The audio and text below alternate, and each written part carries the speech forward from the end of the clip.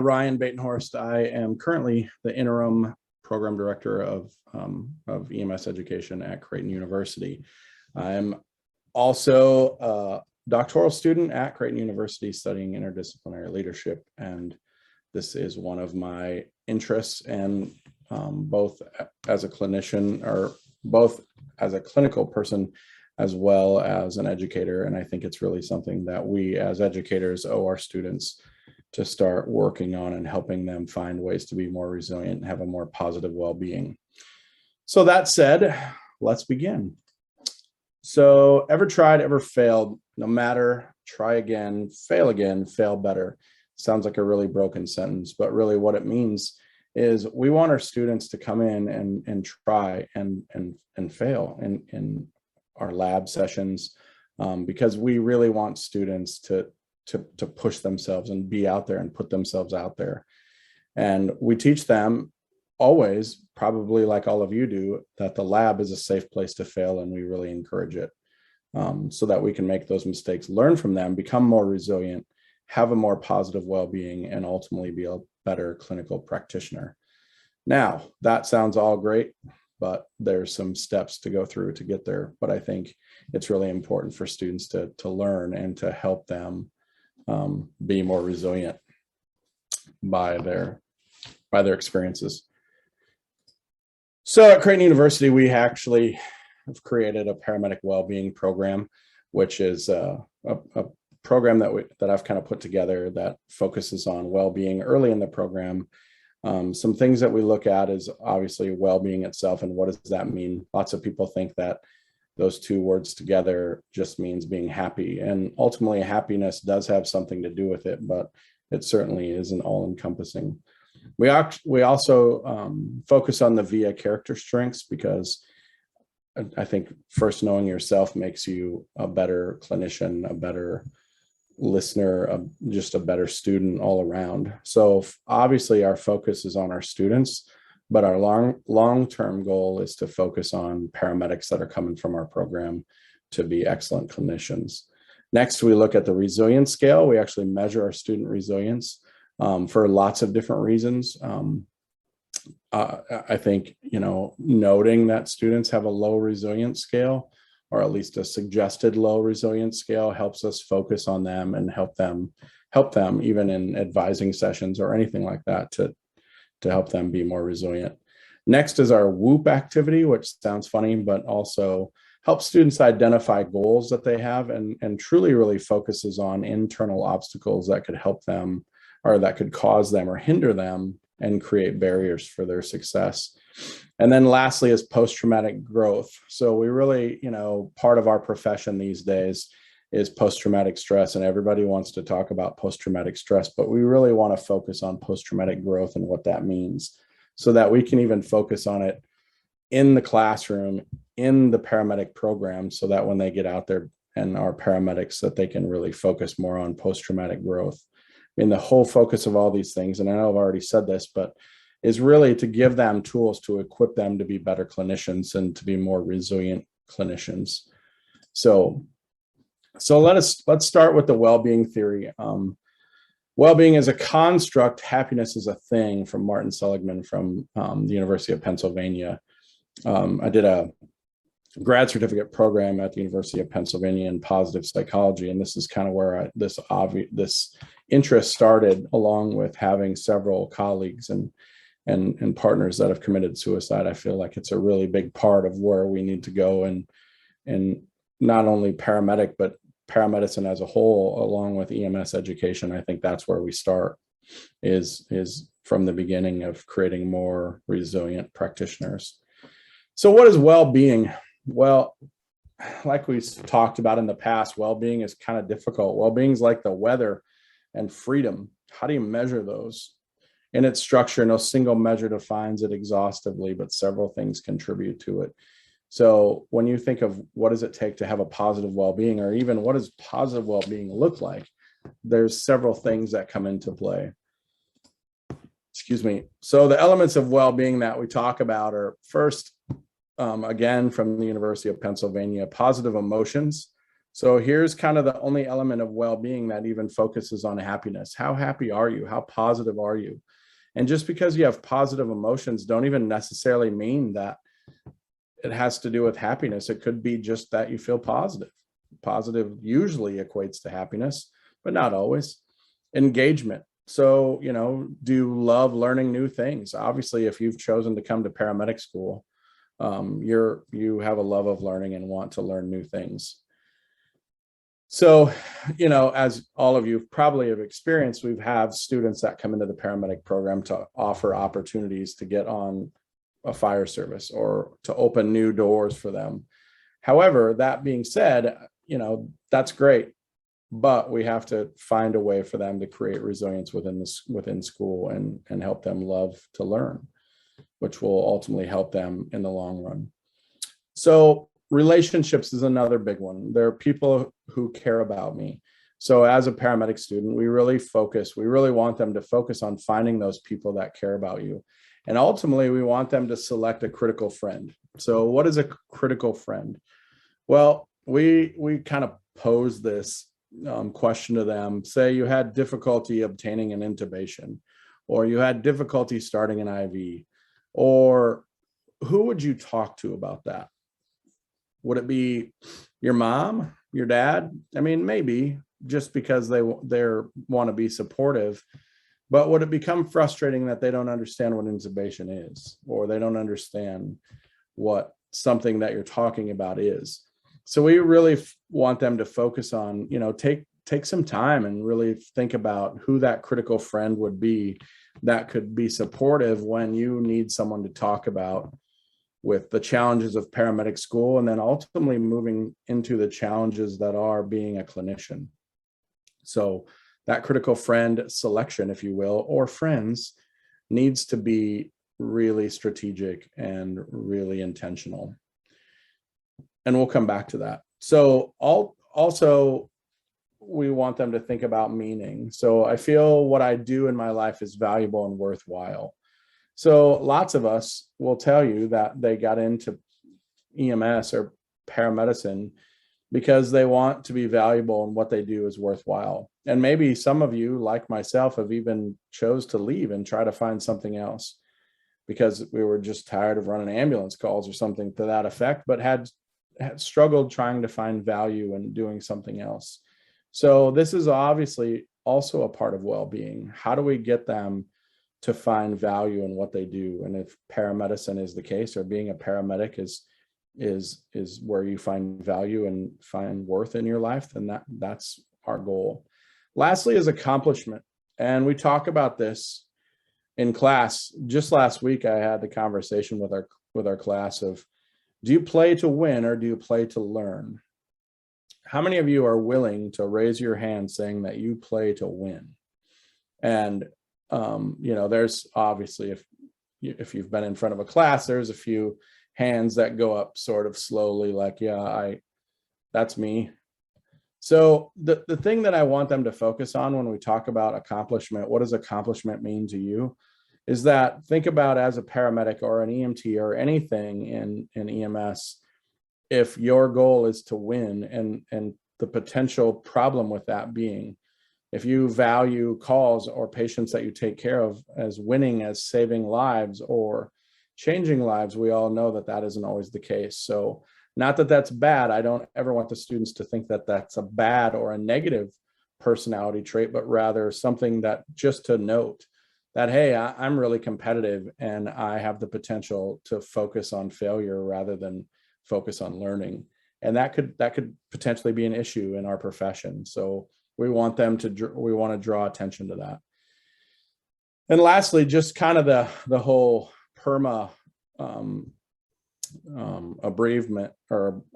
abbreviation here is kind of just the 5 things that make up PERMA: positive emotions, engagement, relationships, meaning, and accomplishment. Really, with the thing that we want them to focus on is critical friends. So next, moving into character strengths. So we choose to have students measure their character strengths via I didn't even mean that. So via character strengths, it's free. You can have your students go online, and it's a 200+ question instrument that has them go through, and it measures their character strengths and finds where they fit in what category and where they're. It's if you're familiar with the Gallup Strengths Finder, it's similar. As a matter of fact, some of the same people that developed the Strengths Finder developed the character strengths via character strengths, but ultimately chose to do it for free, was really the separating factor in the end. So that said, how can you understand character strengths and how do they change your life? So basically, when you know your best character traits, you can improve your life and thrive. So research shows that using your character strengths can help you improve relationships, enhance health and overall well-being, and then buffer against, manage, and overcome problems. If you're aware of who you are from a character strength and where your character strengths lie, you're going to find things that, well, that makes sense why I'm not really good at that, or why I really want to always do that. You know, myself, I'm a really great starter, not always a great finisher. So I rely on people on my team that have character strengths or even signature strengths that are more about finishing and long-term, goals. So that's just part of my character strengths. And if I can realize that and I can know that, I can find ways to overcome shortcomings where I find them. So we really want students to look at those and be familiar with those. We also have our students take the test and then send us their top 5. So for lots of different reasons, so that we know where they are. We have ways to kind of connect with them when we do advising. We also can find ways to connect with other students if we need to. If we're working in groups and that sort of thing, especially in the beginning, aligning character strengths helps people build relationships, which is really important in our profession. So research really points to 2 main reasons to focus on strengths. One is amplifying and growing the positive. So we really want to focus on positive, and then learning from and reframing the negative. So you can imagine the value of this in learning to become a paramedic or learning to become an EMT. We really want their mindset to kind of switch from a potential fix to more of even a growth mindset from the beginning. So those are things that we're trying to, although also teach them clinical skills and teach them, comprehensive knowledge or facilitate comprehensive knowledge learning. We also want to teach them to learn mental health and mental things that they can overcome with the things that they're going to see in their profession, which we all believe is really important. So, So workers who use 4 or more of their signature strengths at work have more positive work experiences and report their work is a calling in their life.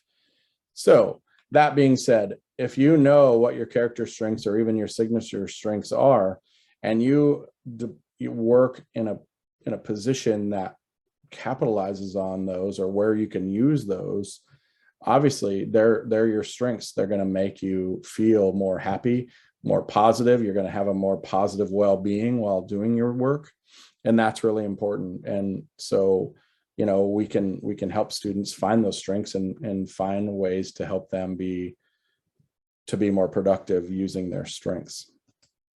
Okay, so the next 3 slides are just basically the character strengths and where they fit. So different columns of.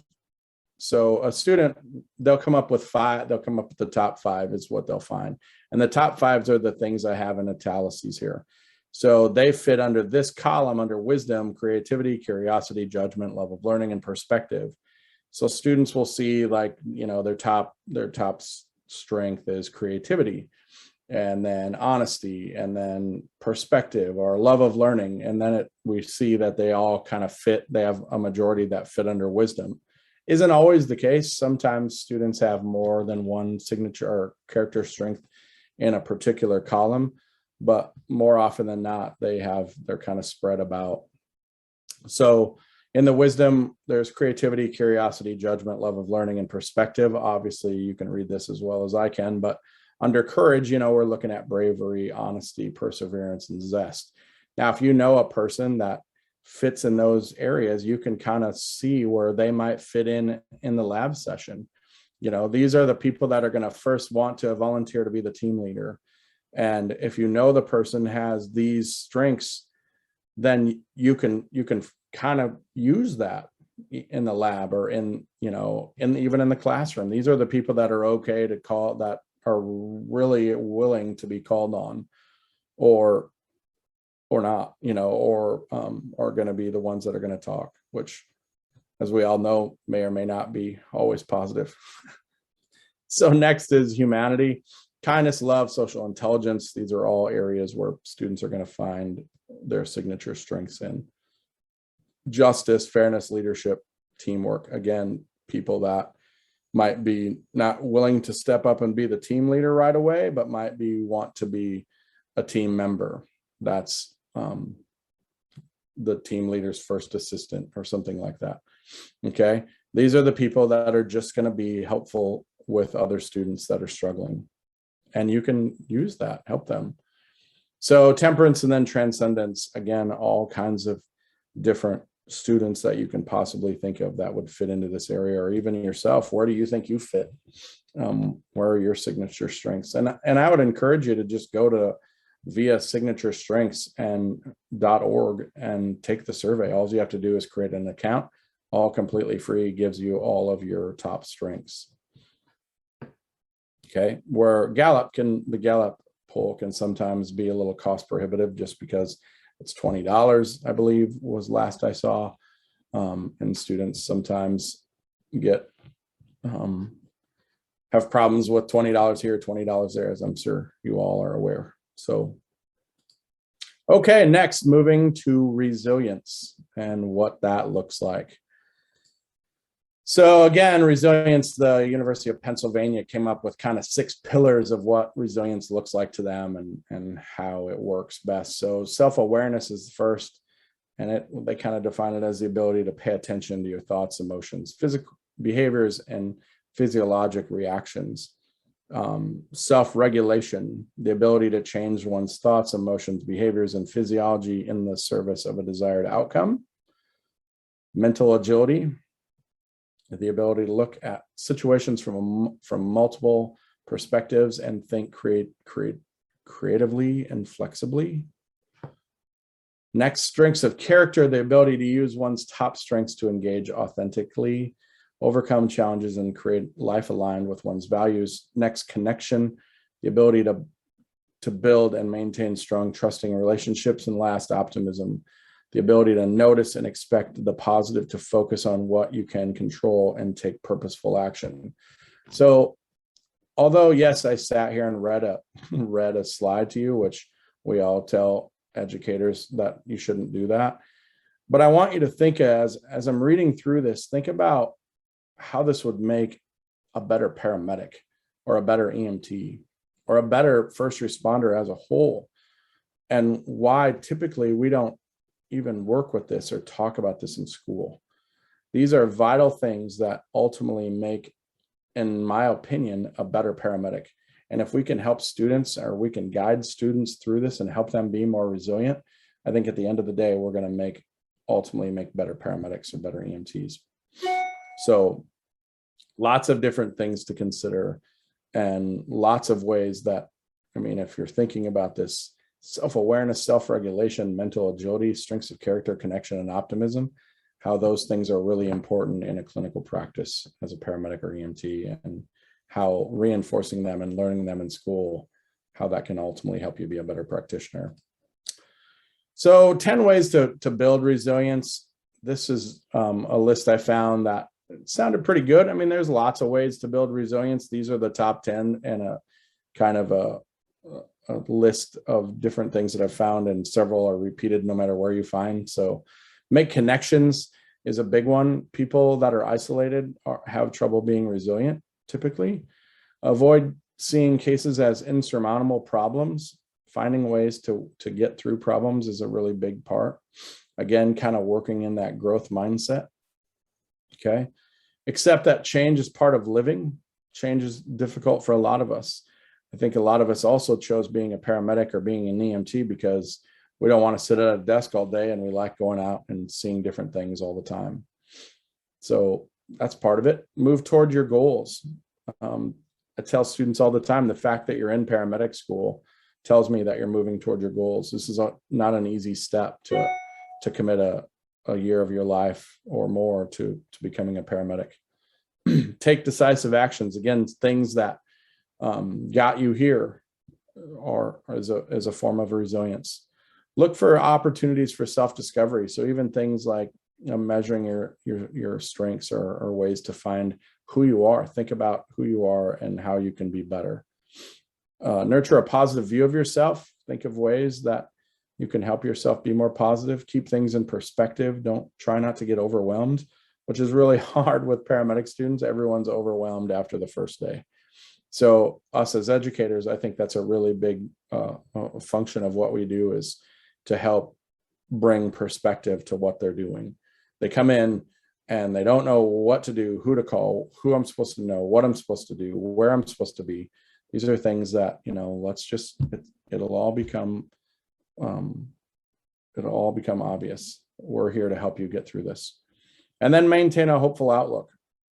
Lastly, take care of yourself. So kind of back to the keeping things in perspective, it's really hard to help students be more resilient if we ourselves aren't. So we sort of have to model that behavior and be more resilient to show them what that even looks like. So just a kind of another slide that gives students a bit of a perspective as well. 7 habits of highly resilient people. Practice mind calming and restorative activities. We want to try to control and or reduce anxiety, and there's ways that we can do that. Challenge yourself to keep learning and experiencing new things.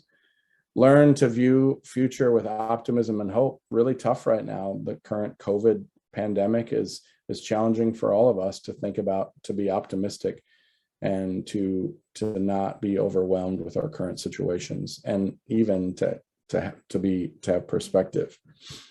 So, avoid extreme responses and replace negative thoughts with realistic ones.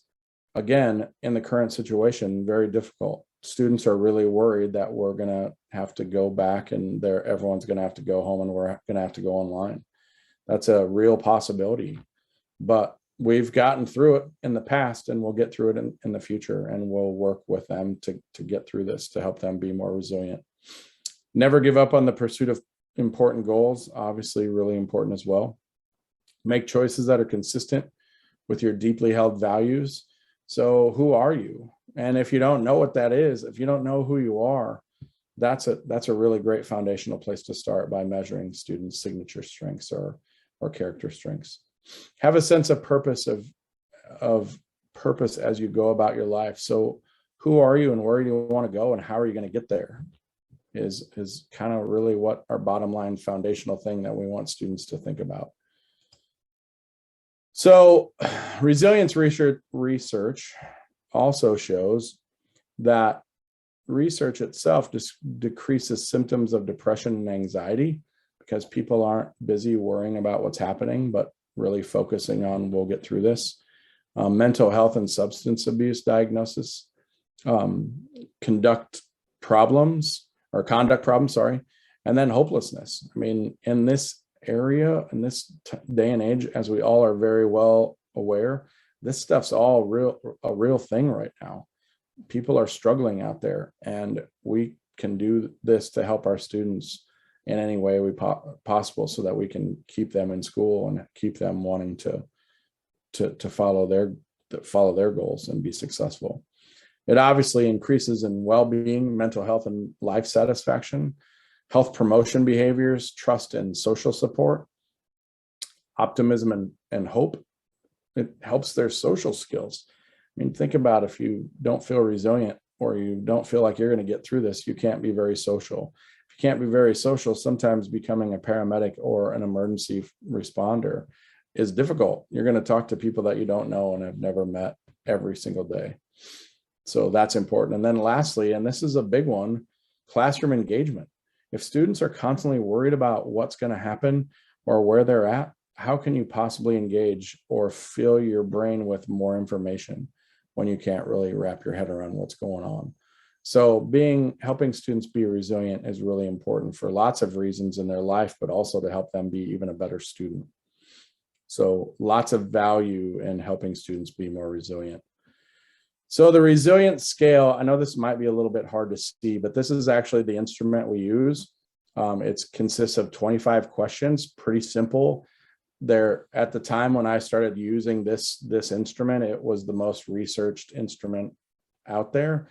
There's been some more research out there since that have looked at other ways, shorter ones, but through and through, I've found this to be fairly accurate, and we continue to use it. But so what it looks like is there's 25 questions, and there's a scale, sort of a Likert type scale but has seven areas of response, from 1 being a strongly disagree to 7 being a strong agree. Pretty simple. At the end, you count up the responses from, like, if there's a 5 or 6 or 2 or 1, count up the total over 175 and divide it, and you have a number, which, it sounds funny that simple equation quantifies resilience, but it seems to be pretty accurate in my experience, which I've been using this scale for probably 5-6 years. And those students, it's predictable. Lots of times with students with low resilience, typically don't have as high of grades. Typically, only stuff that I've found in my experience alone. So high resilience typically also equates to higher grades. So again, I don't have any data to support that further than that, other than my observation.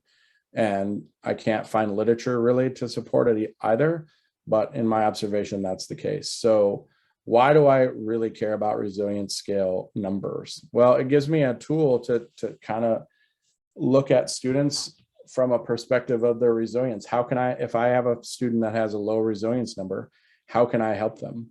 How can I focus on helping them become more resilient, even like during advising sessions or something like that? So those are all really valuable ways that we can help students be more resilient. Here's an example. So I had a student one time that took this scale test, and ultimately had a really low score, a 43, which is really low. And I was concerned, and even talked to my colleagues about, hey, let's keep an eye on this student, just because their resilience score is really low. I'm not really sure why it's that low. So, I don't want anyone to go up and talk to him about it, but yet I want to just kind of observe, because this is a new low for me. And I didn't understand. The student was actually on the job. He was employed full-time as a firefighter EMT going to paramedic school. He was former military. Lots of different reasons to suggest that he would be resilient. But lo and behold, 2 weeks later, he walks into my office and says, yeah, I'm done. This is too hard. I don't have time. I can't. This isn't what I thought. So I'm out. Do I need to sign anything? I mean, that was literally everything he talked about. It was just not a big deal to him. He was out and really had no other thought about it. So I'm not suggesting that that's the case with every time, but in the case where someone's resilience score was really low, it ended up that he left the program in pretty short order right after that. So could be just irony, or it could be suggestive, something to consider. Okay. So next, building resilience is all about maintaining a positive mindset, which is really difficult today and can be really difficult as an EMS provider. We see lots of different difficult things on a daily basis, and maintaining a positive mindset will help us be better clinicians. Ultimately, a willingness to grow and an ability to learn from setbacks, which is things that we see every day. Creating environments where students feel confident to discuss what they want to achieve and their strategies for doing it is important in helping them build resilience.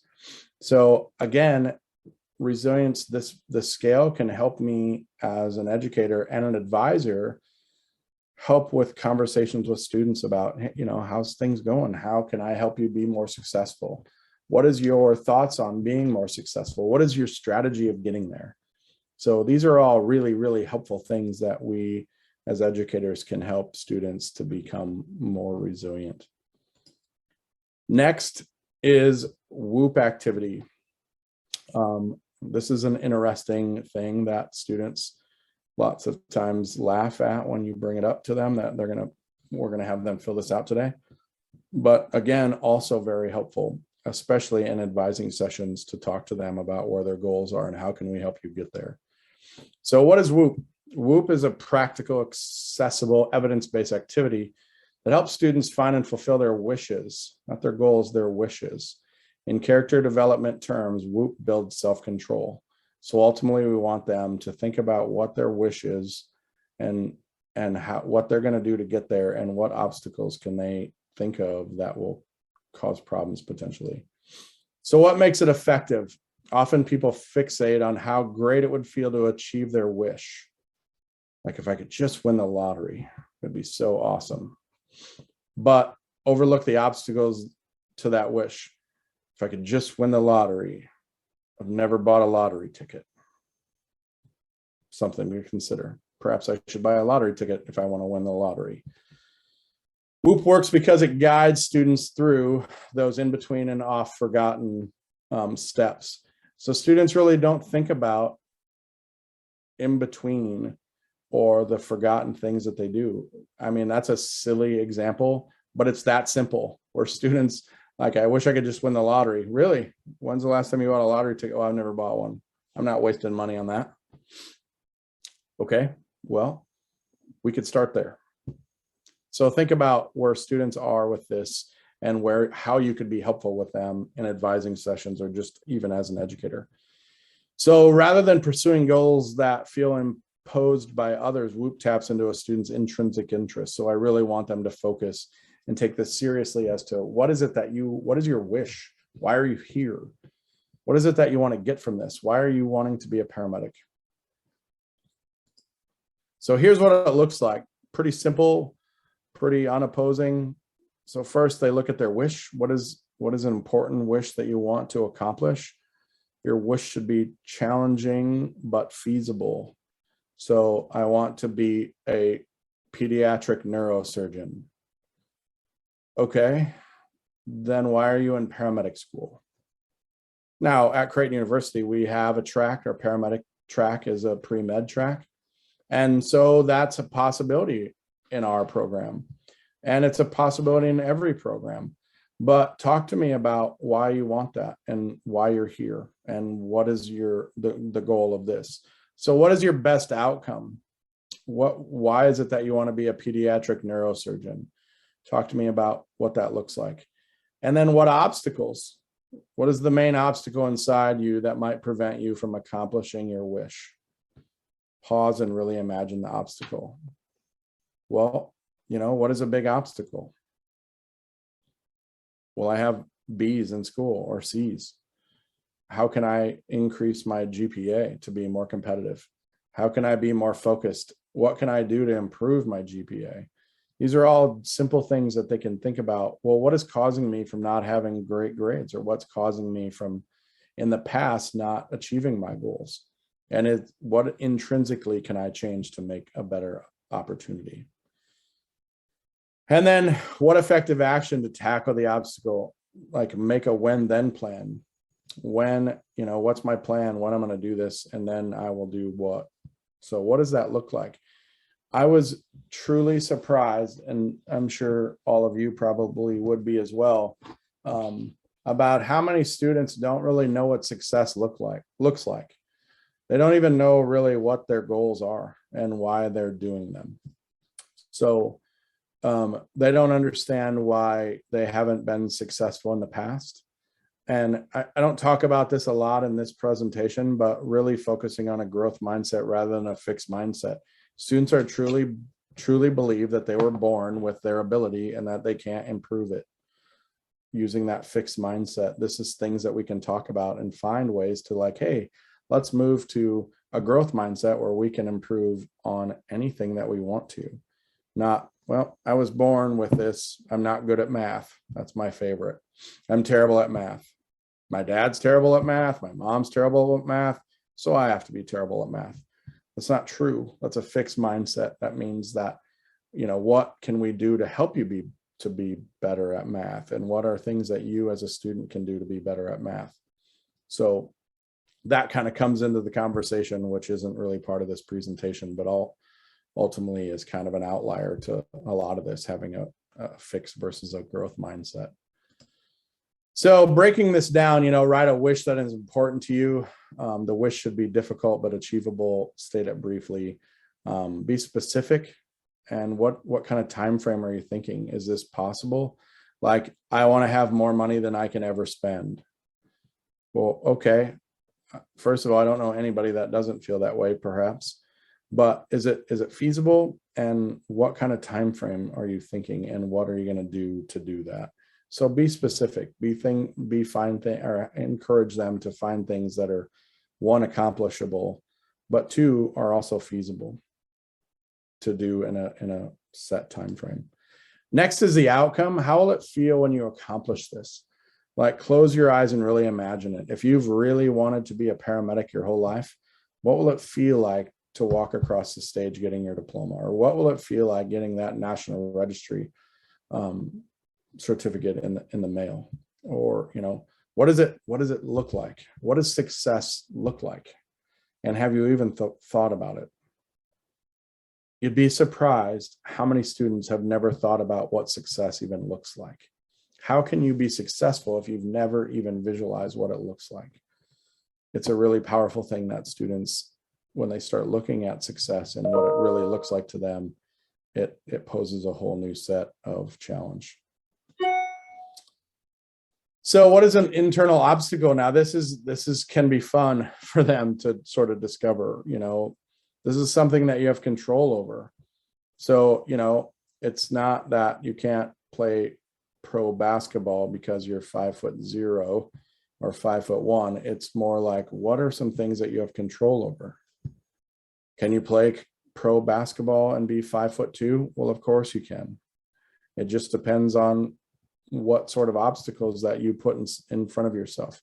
What can you do to be more successful, and how can you overcome those obstacles? So I really get them to focus on an inner obstacle. What causes them to not have followed through in the past, or what creates obstacles, not an outside barrier. So for instance, if a student feels like, well, I'm really social, I have trouble studying because I just want to be around other people. Well, that's an inner obstacle. You have to set time frames of when I can do this, when I can set time aside for study, and when I can set time aside for social interaction. Okay. So and then have them kind of reduce it to the most crucial aspects. What are the obstacles that are absolutely impeding your success, and how can you address them? And it becomes a really useful tool for them to really think about and discover why in the past things that they wanted to accomplish, why maybe that didn't happen.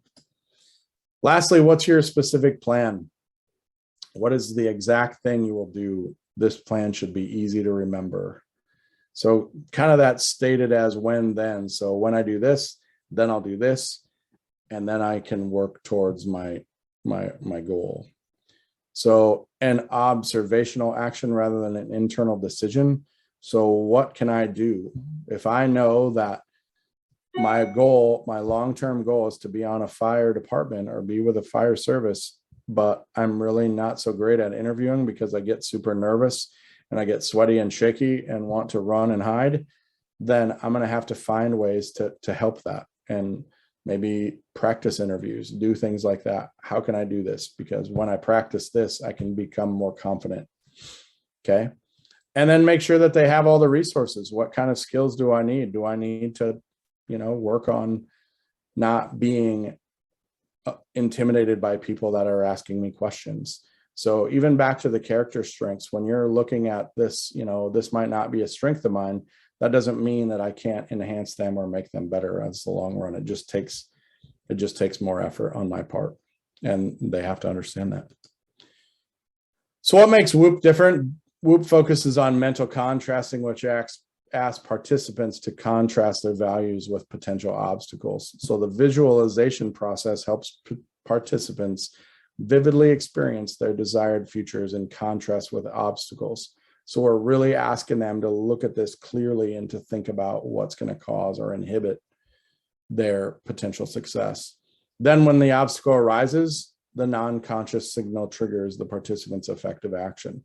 So if you've, if using the example I just discussed, if all your friends are going out, but you have to study for this upcoming exam, then you've already thought about this. You've already thought that this is going to arise and I'm going to have to make a better choice. So this is kind of an example of where they would use this and works. So next is post-traumatic growth. This is another thing that we really want students to focus on. So post-traumatic stress is a big thing out there, and lots of people are diagnosed every year with post-traumatic stress. And in our profession, it's growing at an alarming rate. So I think it helps our students. And I think the perfect place to start working on post-traumatic growth is not necessarily in clinicians that are already out there doing the job, but rather the people that are starting the job and out there being a student. So this is really important to kind of get them in that mindset of what does post-traumatic growth look like, to try to ultimately avoid and or at least identify post-traumatic stress type stuff. So post-traumatic growth is basically characterized by a personal transformation that is characterized by renewed appreciation of being alive, enhanced personal strength, acting on new possibilities, and improved relationships, and then finally a spiritual deepening following a tragedy. So what are the things ultimately that, with all this being said, what are the things that as a result of a traumatic event that we've went through helped us be better, is kind of the bottom line of what post-traumatic growth looks like. And we use that with students all the time. Students that fail in the lab aren't happy about it. If you're an educator, you've encountered these people that are in the lab that just ran a call that went horribly in every aspect, and they're ready to leave. Well, let's use that experience to focus on how we can be better. What are, first hunt the good stuff. Let's look at things that went well on this call that went horrible, and let's focus on those first and build those. Lots of ways to import post-traumatic growth in a paramedic program or an EMT program as well. So 5 elements that contribute, understand the responses to trauma itself. So this is really important, this one, to me with students. Shattered belief about self, others, and the future is a big part of what you're going to see and how you're going to feel as a paramedic. This is a normal response to trauma. This is not necessarily a symptom of PTSD, nor does it indicate a defect of character. So you're going to run calls that you're going to feel terrible about, or that you're going to question whether this is the right career path for you. But as we work on these calls in school, in the lab, let's focus on this. Doesn't illustrate your character, nor should it shatter any beliefs about your future, because you don't get it. Lots of people that are seasoned veterans miss IVs every day, or have trouble intubating a patient, or have a call that's bothersome to them. But we need to understand the response is normal, that you're feeling this way, not just that I'm damaged and I can't continue. Okay. Anxiety reduction is another thing that we really work on with students. Consists of techniques for controlling intrusive thoughts and images.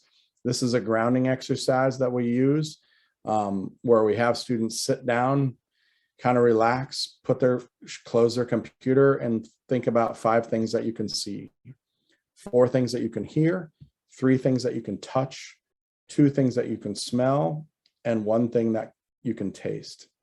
So in my spare time, which is limited, I also teach in the prison system. So we go inside the prison and work with inmates. And about trauma and shame and trauma in their childhood and how that sort of has gotten them to where they are. This is a technique that we start every single class with, because you can imagine where your anxiety level is and where your cortisol release is if you're in prison. So thinking about that, and how do we get them to kind of a more foundational place to start class if their anxiety is already going, which when you ask them where their anxiety is today on a scale of 1 to 10, they don't remember the last time it's been below a 5. And typically that's years. So if we can start here and use this with paramedic students, think about how going to a call, knowing it's a, child not breathing or something to that, whatever your call is that you're worried about, how easy this is to do on the way. Just focus my brain. And that's ultimately what it does, is it refocuses your brain to connect with itself. So very, very useful tool for both paramedic students, paramedics, and even prison inmates. It works really well for them. So constructive self-disclosure. So bottling up trauma likely leads to worsening of physical and psychological symptoms. Tell the story of the trauma. So back to the critical friend. This might be the place where you need your critical friend. Who's the person you go to when you need to talk to somebody?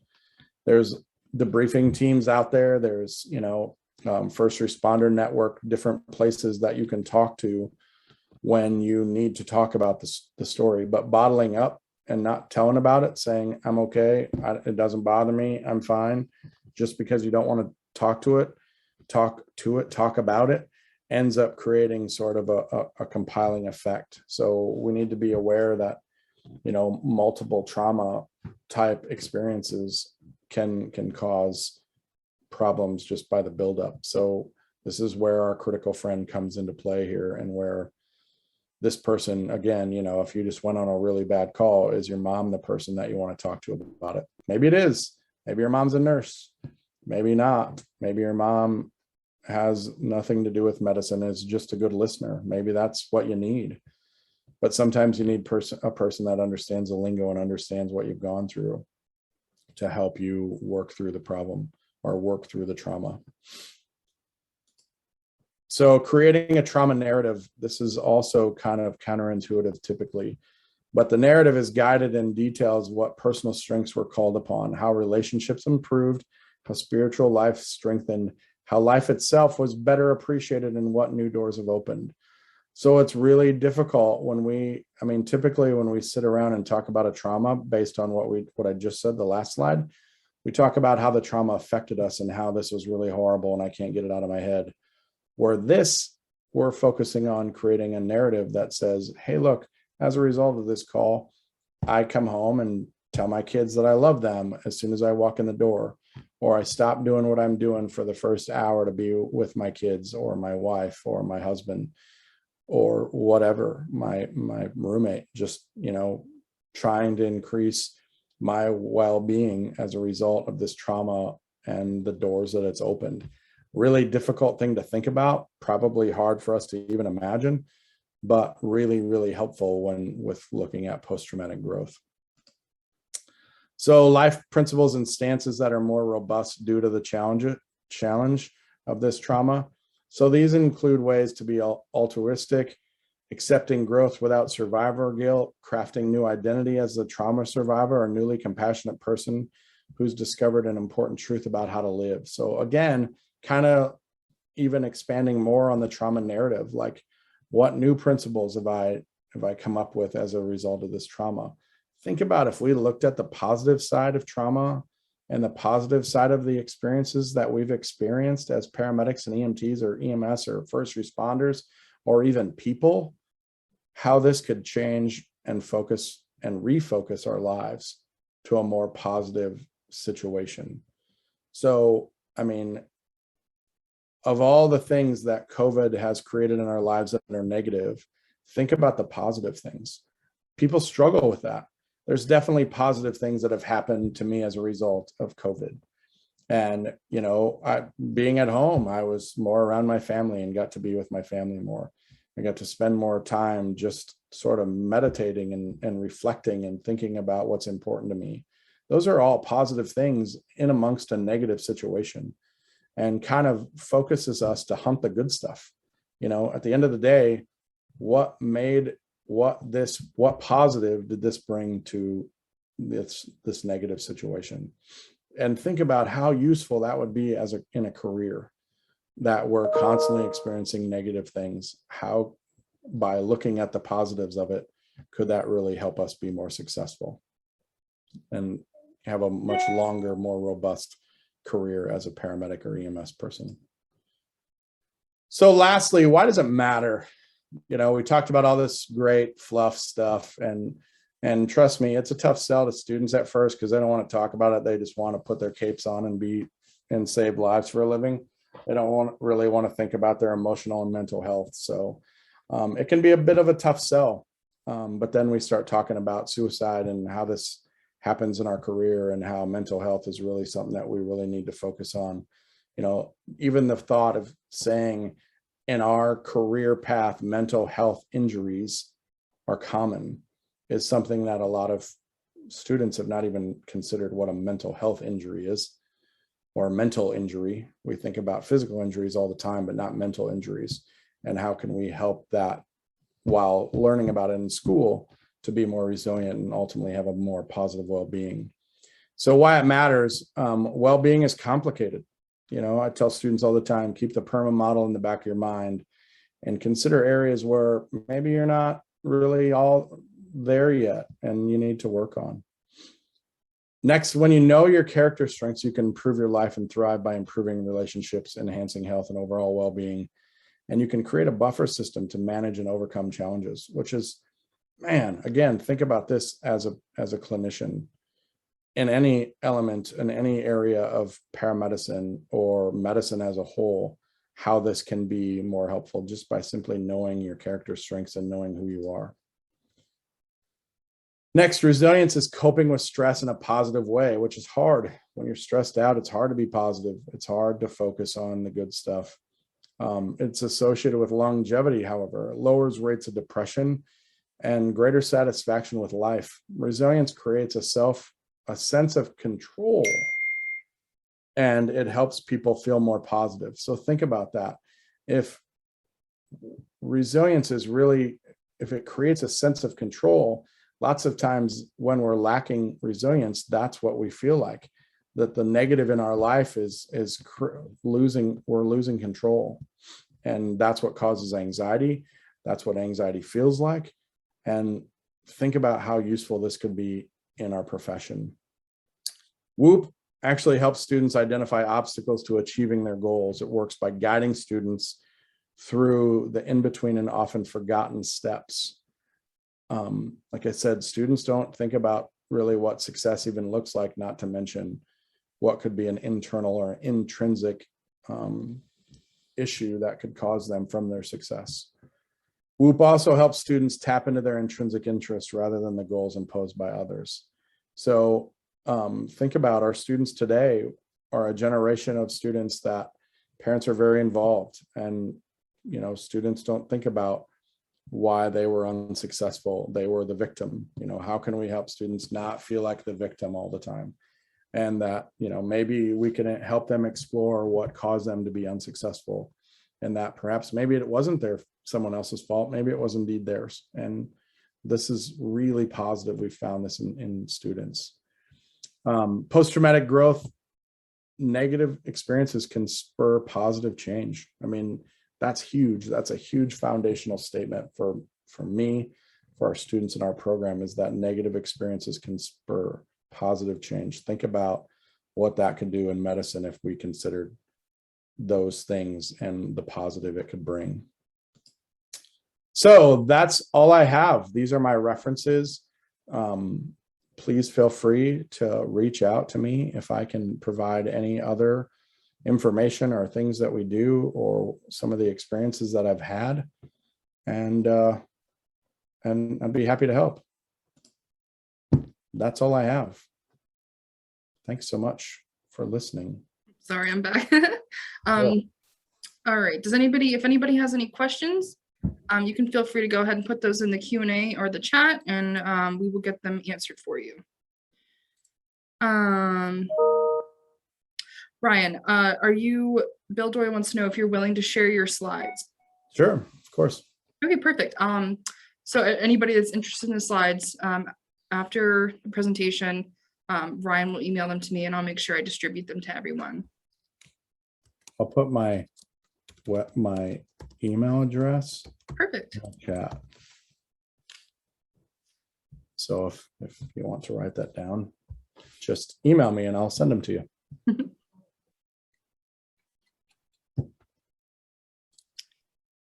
All right, looks like we've got a lot of thank yous. This looks like not a question, just a general statement from Jonathan. Well said about finding the positives in COVID. I've lost several friends and really appreciate the perspective of finding what good has come from the pandemic. Awesome. That's a tough one. That's a really, really rough place right now to try to hunt the good stuff in amongst a global pandemic.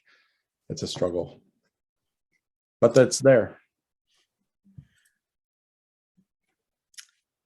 All right, well, if we don't, oh, okay, good, we got a question.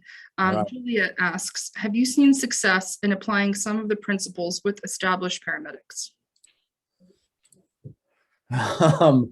This is great. It's not easy because lots of people have created their coping skills themselves. They might not be as effective as they could be, but I still think that it's worth exploring more. I mean, I think that we owe it to our colleagues to explore and to help them even hunt the good stuff and look at different sources of resilience and well-being and any way that we can help them get to that. I've had some success with newer paramedics. I've talked to older paramedics and EMS people about it. They're less open to looking into it because they feel exposed. Because right now, we all know this in our profession, mental injuries are still looked at as a mental illness. And lots of people are worried about being diagnosed, and unable to continue their job. So that's still a huge concern. Hopefully that answered your question. Oh, yep, she said indeed, thank you. Great. Anybody else have any questions? More thank yous. That's nice. I appreciate that. Yeah. All right.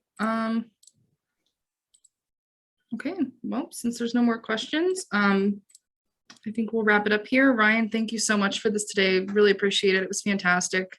Absolutely. That's and great. everybody else, thank you for tuning in. I forgot one more thing. I got to send the link for everybody to get their CEUs. I was forgetting something. All right, so there's the link in the chat, everyone, to register for the CEU for this webinar. And if you forget today, it will go out in the welcome email tomorrow. And I think we're good. All righty. Thank you so much. You bet. Thank you.